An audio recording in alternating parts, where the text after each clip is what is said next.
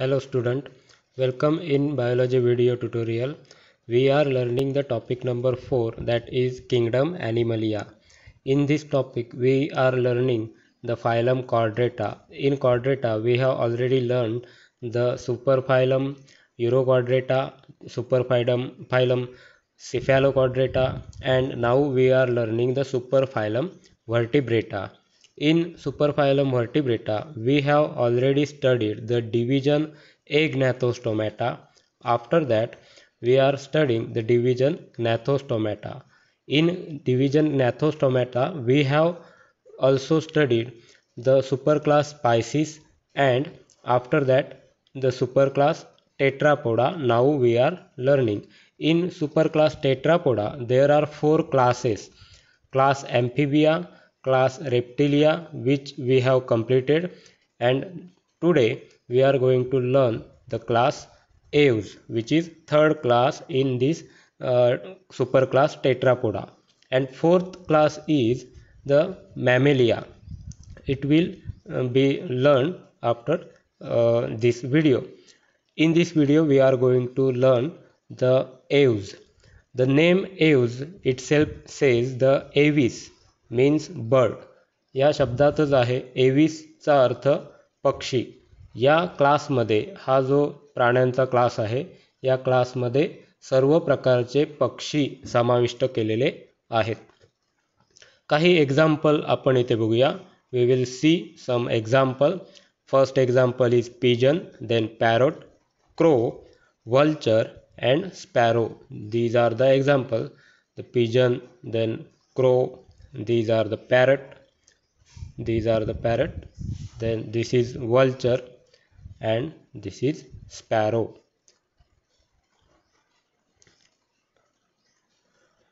Flightless birds are also there. म्हणजे इथे असे सुद्धा काही पक्षी आहेत की जे उडू शकत नाहीत. त्यामध्ये कोणते पक्षी येतात तर त्यांची उदाहरणं बघा. ऑस्ट्रिच, किवी अँड पेंग्विन हे जे तिन्ही पक्षी आहेत यांना हे जे प्राणी आहेत, हे पक्षी जे आहेत हे उडू शकत नाहीत. ऑस्ट्रिचमध्ये पंख आहेत परंतु त्यांचं जास्त वजन असल्यामुळे ते उडू शकत नाहीत. पेंग्विन हे पाण्यामध्ये स्विमिंग करण्यासाठी मॉडिफाईड झालेले आहेत. Penguins are adapted for swimming and they cannot fly. And last one that is kiwi. Kiwi has lost their wings, so it also cannot fly. तो सुद्धा उडू शकत नाही. Fore limbs and hind limbs.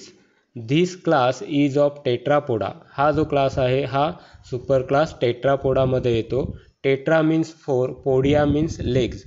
चार पाय असणाऱ्या प्राण्यांचा हा सुपर क्लास आहे. पक्ष्यांच्या बाबतीत सुद्धा यांना चार पाय आहेत, परंतु पुढचे दोन पाय जे आहेत हे पंखांमध्ये मॉडिफाईड झालेले आहेत. Fore limbs, FORE, fore limbs are modified into wings for flying. Some birds have lost the capacity of fly. काही बर्ड्सनी फक्त फ्लाय करण्याची कॅपॅसिटी लॉस केलेली आहे. For example ostrich, which we know. Hind limbs are use for walking, clasping tree branches and running. यांचे जे पाठीमागचे दोन पाय जे आहेत हे चालण्यासाठी, धावण्यासाठी आणि झाडाची फांदी पकडण्यासाठी विकसित झालेले आहेत. Aquatic birds have webs between their toes. For example duck सारखे जे पक्षी आहेत त्यांच्या पायांमध्ये त्यांची जी बोटं आहेत, या बोटांमध्ये जर तुम्ही निरीक्षण केलात, या आकृतीमध्ये ज्या पद्धतीने दाखवलेलं आहे, तर हे काय आहेत, वेब्स आहेत त्यांच्या बोटांमध्ये. तर हे सुद्धा पाण्यामध्ये स्विमिंगसाठी झालेलं त्यांच्यामध्ये परिवर्तन आहे. This is also the adaptation for swimming. Body is streamlined to reduce the resistance during flight. As all the birds are adapted for flying, so this is the major adaptation in that birds, that their body is streamlined. You can see in this picture, this is the ventral side and this is dorsal side and this is ventral side, and at the frontal side it is tapering, at the basal side it is also tapering, at the middle side it is broad. So this is one kind of boat shape. This kind of shape is called as streamlined body. This is for reduction of resistance during flight. It also can help for them for easy to flight. These are homothermous, that is their body temperature remains constant. All the birds are homothermous, they cannot change their internal body temperature according to the outer surrounding temperature, so they are called as homothermous. Exoskeleton is made up of feathers, scales are present on hind limbs. यांचं जे exoskeleton आहे, शरीराच्या बाहेरचं आवरण जे आहे, हे संपूर्णपणे फिदर्सने म्हणजे पंखांपासून बनलेलं आहे. आणि scales are present on hind limb. Hind limb म्हणजे त्यांचे पाय, त्यांच्या पायांवरती स्केल्स म्हणजे खवले प्रेझेंट असतात. Body is differentiated into head, neck, trunk and tail. यांची बॉडी जी आहे ही पूर्णपणे 4 भागांमध्ये डिफरन्शिएट झालेली आहे. जसं की इथे दाखवतो, हे त्याचं हेड आहे, this is head, then this is neck, this is trunk and this is tail. So body is differentiated into these 4 parts: head, neck, trunk and tail. Skin is thin, dry, non-glandular except oil gland at the base of tail. यांची जी skin असते ही dry असते, पातळ असते आणि पूर्णपणे non ग्लँड्युलर असते. कोणतेही glands स्किनवरती present नसतात, फक्त टेलच्या ठिकाणी काही ग्लँड्स प्रेझेंट असतात.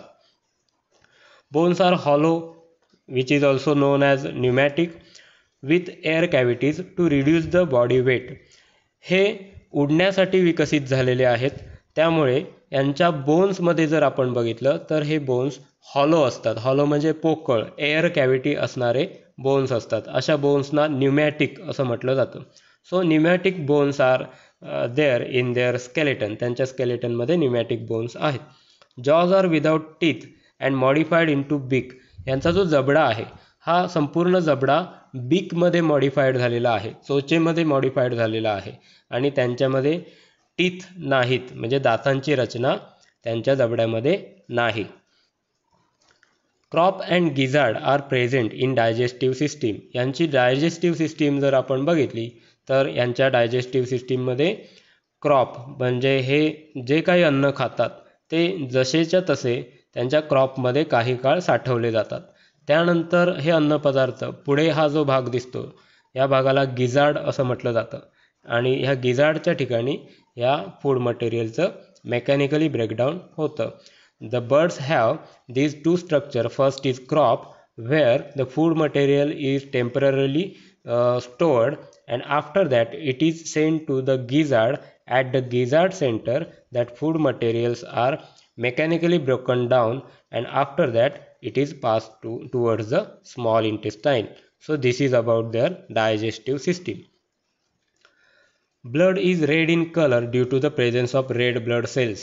यांचं ब्लड जे आहे RBCs असतात म्हणून ते ब्लड कसं दिसतं, रेड कलरचं दिसतं. परंतु त्यामध्ये फरक आहे. RBCs are biconvex and nucleated. हे जे RBCs आहे हे बाय कॉन्व्हेक्स आहेत, म्हणजे मधून फुगीर 2 बाजूने टॅपरिंग असणाऱ्या सेल्सने बनलेले आहे आणि सर्व सेल्स हे न्यूक्लिएटेड असतात. RBCsमध्ये न्यूक्लियस असतो. Heart is perfectly 4 chambered. यांचं हार्ट जे आहे हे पूर्णपणे 4 चेंबरमध्ये विकसित झालेलं आहे. They shows double circulation. त्यांच्यामध्ये डबल सर्क्युलेशन चालतं. आता हे डबल सर्क्युलेशन कोणतं? From heart to lungs and lung to heart. This is one kind of circulation. म्हणजे हृदय आणि फुफ्फुस यांच्यामध्ये चालणारे जी देवाणघेवाण आहे ते एक सर्क्युलेशन. आणि दुसरी आहे from heart to body and body to heart. This is another type of circulation. हृदय आणि संपूर्ण बॉडी आणि पुन्हा बॉडीकडून हृदयाकडे अशा पद्धतीने दुसरं एक circulation.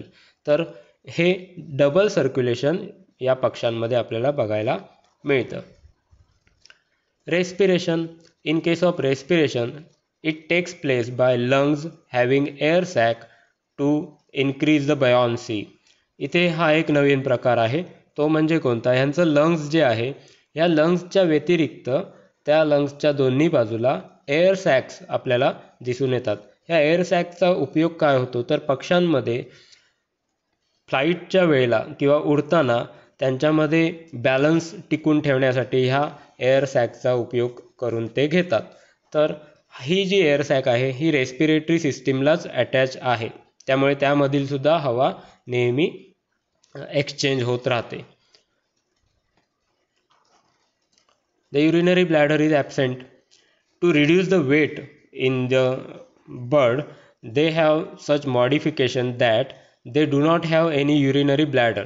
Then the urine content which their urinary system or which their excretory system produces, all that urine content is expelled out through the single opening which is also of the digestive system. जी digestive सिस्टीमची opening आहे त्याच ओपनिंगमधून urinary किंवा urine कंटेंटसुद्धा बाहेर टाकला जातो. तर पक्ष्यांमध्ये हे एक मॉडिफिकेशन आहे.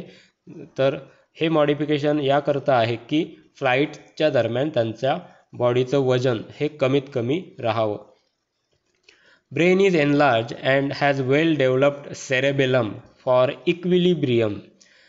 यांचा जो ब्रेन आहे, मेंदू जो आहे, ह्या मेंदूचा जो दुसरा भाग असतो सेरेबिलम म्हणजेच छोटा मेंदू, हा छोटा मेंदू नेहमी तोल सांभाळायचं काम करतो.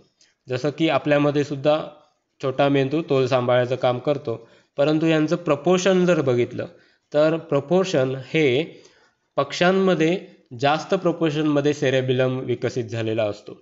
If you see the ratio of the proportion of this cerebrum and cerebellum, then you will find that cerebellum is larger than the other animals. So here in case of birds, cerebellum is well developed and it is used for their equilibrium. तोल सांभाळण्यासाठी त्यांचा उपयोग केला जातो. In case of reproduction, sexes are separate with prominent sexual dimorphism. या पक्ष्यांमध्ये हे separate sexes आहेत, म्हणजे मेल हा इंडिव्हिज्युअल वेगळा, फिमेल इंडिव्हिज्युअल वेगळा. आणि डायमॉर्फिझमचा अर्थ काय, तर आपण सहज यामधील मेल आणि फिमेल हे पक्षी ओळखू शकतो. जर हे ओळखू शकत असू तर त्याला आपण डायमॉर्फिक असं म्हटलं जातं. तर या पिक्चरमध्ये सुद्धा तुम्ही बघू शकता, तर हा जो ॲट्रॅक्टिव्ह कलरने दिसतोय तो मेल आहे. This is male and this is female. In this picture this is male and this is female. Next picture this is male and this is female. In this picture this is male and this is female. So we can easily identify male and female, so they are sexually dimorphic. These are oviparous. हे अंडी घालणारे पक्षी आहेत म्हणून त्यांना ओव्हिपॅरस असं म्हटलं जातं. Fertilization is internal. यांचं जे फर्टिलायझेशन होतं, male and female gametes are unite, that process is called as fertilization. This process is carried out inside the body, so it is called as internal fertilization. The female shows presence of only one left ovary and left oviduct. This helps to reduce the body weight. इथे हे सुद्धा एक modification झालेलं आहे body weight कमी करण्यासाठी. ते कोणतं, तर यांची जी फिमेल आहे या फिमेलमध्ये ओव्हरी फक्त लेफ्ट साईडमध्ये असणारीच ओव्हरी आणि ओव्हिडक्ट प्रेझेंट असतात. राईट साईडची ओव्हरी, राईट साईडचं ओव्हिडक्ट हे मिसिंग आहेत. यामुळे काय होतं, तर त्यांना फ्लाईटसाठी वजन हलकं मिळतं. To reduce the body weight. Then parental care is very well developed. In the case of bird, the parental care, we can see that the new juvenile stages of this bird is totally under the care of parents. After their maturity they can fly, and after that they are independent. Up to that stage all the stages are under the parental care. Seasonal migration is seen in some birds. We know that there are some birds which can migrate from thousands of kilometers from one place of the world to the another place of the world. So such kind of migrations can be seen in these avian classes या एव्हियन क्लासमध्ये अशा प्रकारचं मायग्रेशनसुद्धा बघायला मिळतं. Generally this migration is for their food and the temperature. The changing temperature can be caused to taking them for the migration as well as the food purpose. They has to migrate from one place to another place. From this video lecture, all the students are requested to point out the main points in your notebook. सर्व विद्यार्थ्यांनी या video लेक्चरमधले जे मुख्य मुद्दे आहेत ते आपल्या नोटबुकमध्ये लिहून ठेवायचे आहेत. Now you have to answer one question. आता तुम्हाला एका प्रश्नाचं उत्तर द्यायचं आहे and answer that in the comment box.